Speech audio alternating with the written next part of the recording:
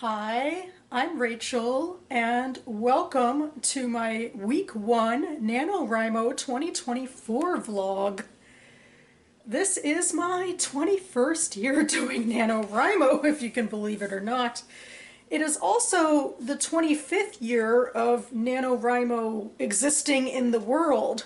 And it's sad to think of it that way because, of where Nano is right now, and I talked about it a bit in my, intro blog this year. That the nonprofit that, organizes Nano is in hot water, and generally a lot of authors have turned away from the organization and maybe the idea of Nano altogether. Or maybe not, because as I was thinking about it, the idea of NaNoWriMo is bigger than the nonprofit even. People in my writing group talk about NaNoWriMo, even if they haven't done it. So I guess I'm hopeful that, the idea might live on. I don't know if the name will change or not. I feel like I shouldn't get too far into that. I know things are going to be different this year. I, tend to do a lot of things with headquarters every year. I mean, in terms of, doing write-ins or so forth and sharing them with you, or going to local events that are organized on the website.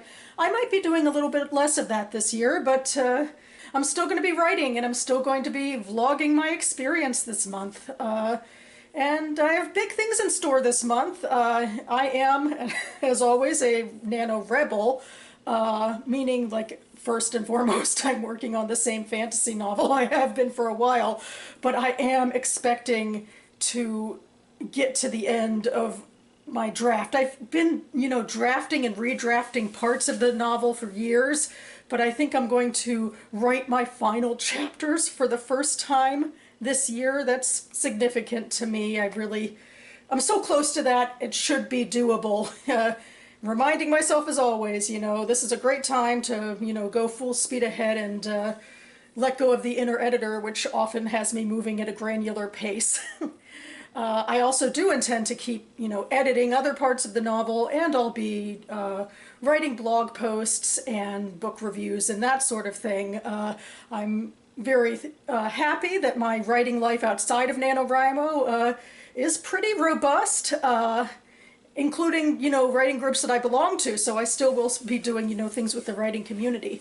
But basically, I justify being a Nano Rebel because I want my writing to mean something, within the context of my full life, and not just to be something where, I attempt something and throw it away later, which is often what happens when I try to do Nano traditionally. So that's my spiel. That's where I'm headed this November. I hope if you are part of the community writing with me this November, no matter what you call yourselves, we will have a fruitful time, and I will do my best to endeavor to show inspirational and fun content on these weekly vlogs. First, I'm going to change this over from prepping to drafting. We're in progress.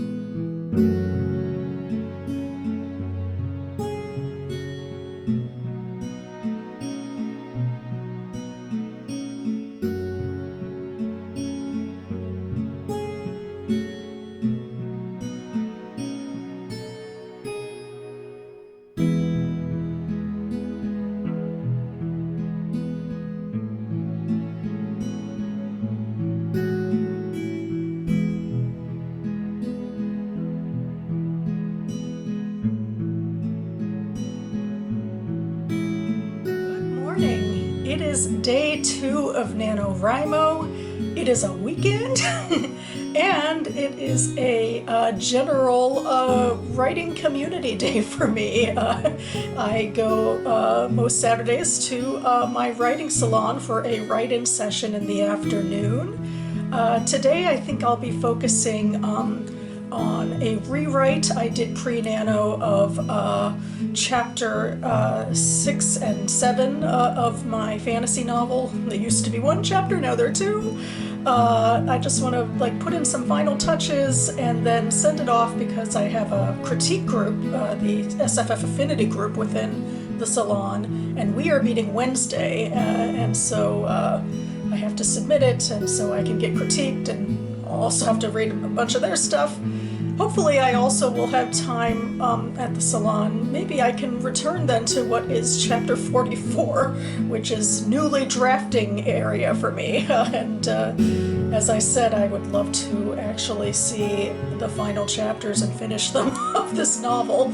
Right now, my outline says I have 48 total chapters, so I'm somewhere I think near the end of chapter 44. So yeah, I have a lot on the plate, and I am sort of doing backflips between very early stuff and very late stuff.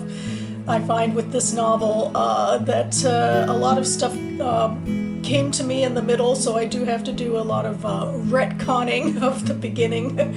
I am not, I suppose, a conventional outliner, seeing how much I've had to add later, but I do think ultimately the story is coming together for me.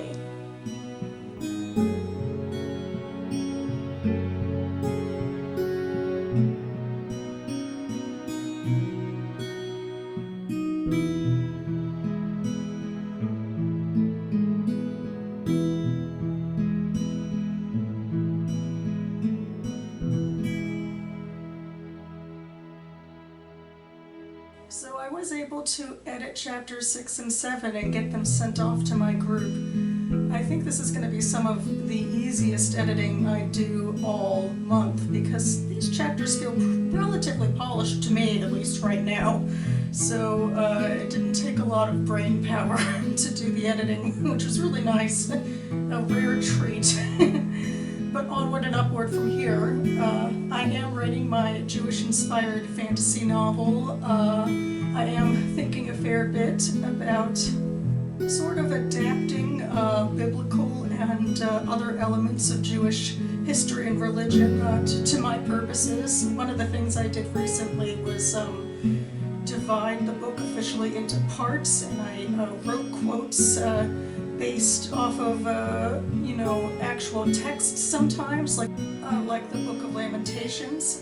So it's kind of a midrash of sorts for me in Judaism. And in that vein, I'll segue into tomorrow. Tomorrow morning, I'm actually heading to a book talk at my synagogue, where, appropriately enough, we are hearing from an author who has written a sort of midrash of the Book of Genesis from a woman's perspective, it seems. So I'm very intrigued to hear more about that. I'll probably go ahead and buy the book as well. And hopefully it'll be a fun read, maybe even informative for my own purposes.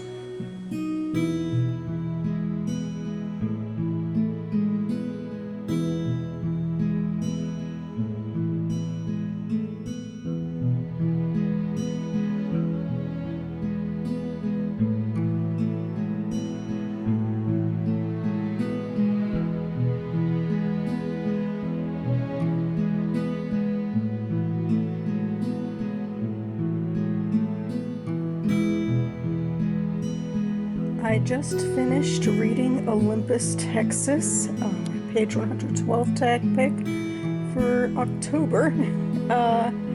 This is a family drama story taking place in the fictional town of Olympus, Texas, and we follow characters for a week, which has cataclysmic familial events in it, stemming from first when a son returns home after a 2-year absence where he was sort of banished in disgrace after sleeping with his brother's wife. And from there we get into some other big secrets of contrition between family members, and also in the middle of the book culminating in a sudden surprising or somewhat surprising murder, where a brother and sister connected with the family shoot and kill another member of the community. And all of this stuff is based off of mythology, Greco-Roman mythology. And there's a lot of quotes by Ovid and Metamorphoses in here. And going through it,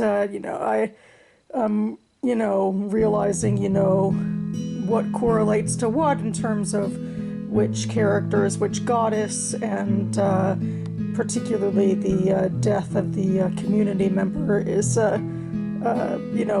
correlating to one particular myth as well, which is kind of interesting and fun to think about, but I feel like this got a bit melodramatic, really. And the fact is that there's some interesting psychology in here about family relationships, but the truth is that the actual story takes place over a crazy week, and most of this sort of rumination on psychology is in exposition form.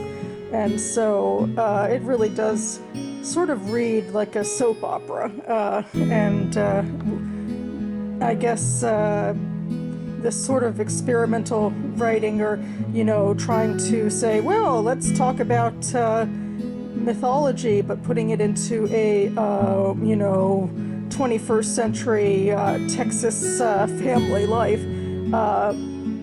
It just didn't work for me in terms of sort of realistic depiction of plot and emotions. I remember hearing about this book, I think, on a podcast, and was intrigued by, sort of the mythological, inspiration. But I think it takes a bit more than, just, making allusions, literary allusions, for it to actually work. It was kind of fun, but not too deep, mostly pretty soapy.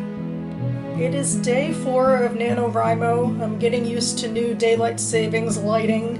We are starting our very first work week of Nano. Yay! And I'm already behind. Not great. I do actually go to my writing salon tonight after work, and I'm debating what to do. I could go into drafting or continue to draft my chapter 44. But there's also some editing I can do from earlier chapters, which might help me with word count stuff. Both would be helpful to the manuscript at least, so I guess there's no wrong answers here, except that I definitely do have to make sure I don't get too behind, especially this early, because we got a long road ahead of us. But very much looking forward to getting past the work part of the day and into my writing salon.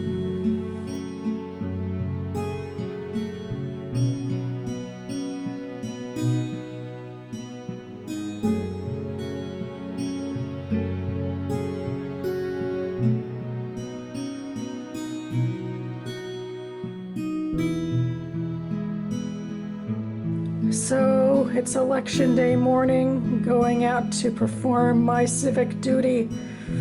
Oh, just hope it by the end of this that democracy will still reign supreme.